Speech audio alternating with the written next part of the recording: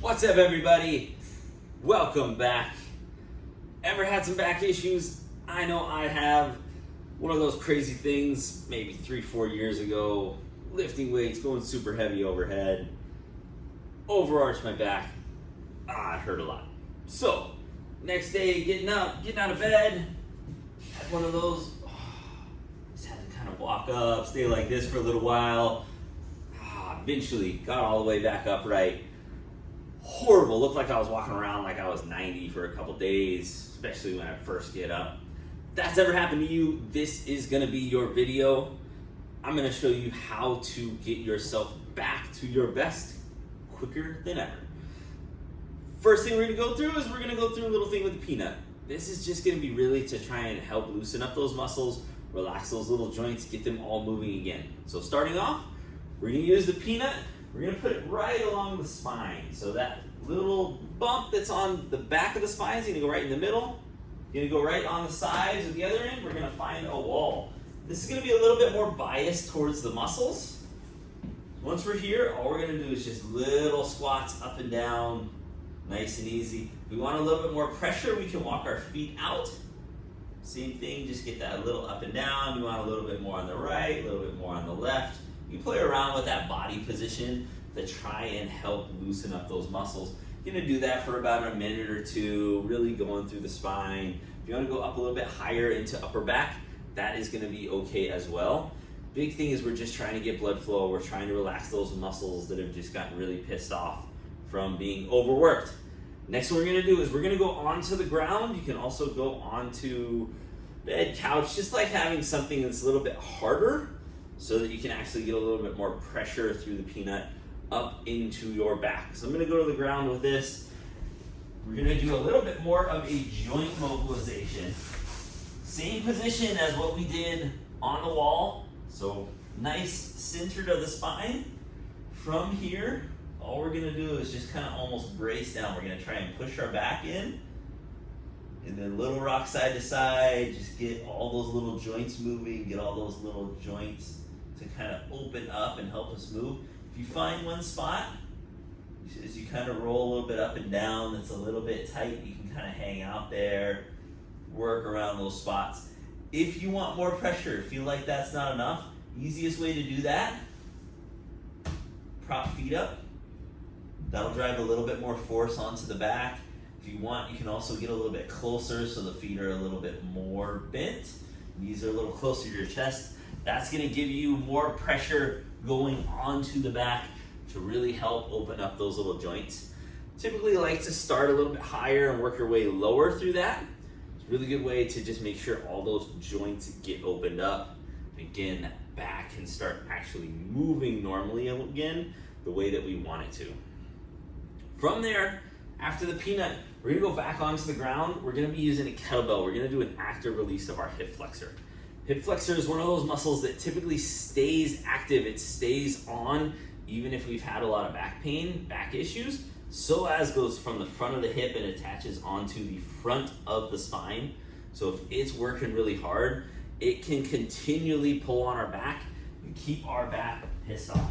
So what we're gonna do, back on our back, we're gonna go just inside that little bump that's on the front of the hip. So we're gonna kind of find that little bony landmark, lay it back. Kettlebell is gonna go just on the inside of that. From here, should be a little uncomfortable. You're gonna feel it. If you want more pressure, you can push down. If you want a little less pressure, you can kind of offload it. From here, we're just gonna go out straight. Nice and easy, nice and slow, doesn't have to be fast. You're gonna do about 8 to 10 of those, just to bias psoas, and then we're gonna go out to the side.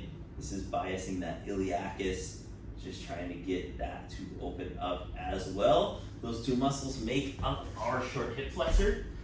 So we really can get those going to try and help all of our muscles get firing and active again, as well as those muscles that are too active to just calm down and take pressure off of the back. Next one we're gonna go through, we're gonna go through just a little bit of paraspinal muscle activation. So you're gonna need something that you can kind of hold on to. Edge of a couch works. If you have a little bit higher of a bed, you can kind of grab onto that. That works as well. Just like to make sure you have somewhat of a hard edge just to kind of get the hips on. So we're gonna go hip crease. It's gonna go kind of right on the edge of whatever you have. Big thing is that you can kind of anchor yourself a little bit, however that is. And then from here, all we're gonna do is just a little lift. Shouldn't be anything too crazy, shouldn't be anything hard. All we're trying to do is really just get those little paraspinal muscles active. So you're just trying to activate those glutes. Hamstrings should kick in as well, but really want to kind of feel those back stabilizers turn on. Make sure that we are using them so that we can actually start to stand up straight. We can recruit those muscles to help support our spine as we are moving. Last one that we're gonna go through that is gonna be another progression, little other end. That's gonna be a little open chain where we're going moving of the legs. We're gonna go off to the other end with this next one, and we are going to go into a banded RDL. So, little Romanian deadlift here. We're gonna go feet around the band.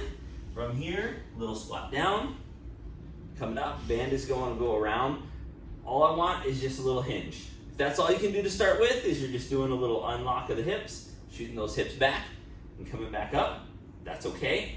If you have any neck issues, you can go a little bit more onto the shoulders, or you can kind of hold a little bit more with the arms.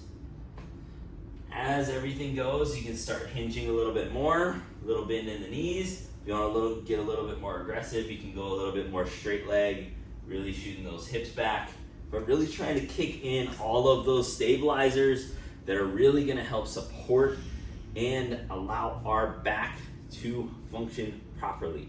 That's going to be the big way that we are going to get back to all of the things that we want to do and keep us from walking like we're bent over.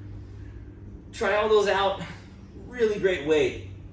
Next series, we're going to go through what if you have some sciatica symptoms. What happens if this is going down your leg? That's going to be what we go through in the next video.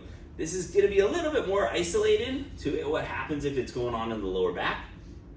All of this definitely applies if you have those sciatic-like symptoms.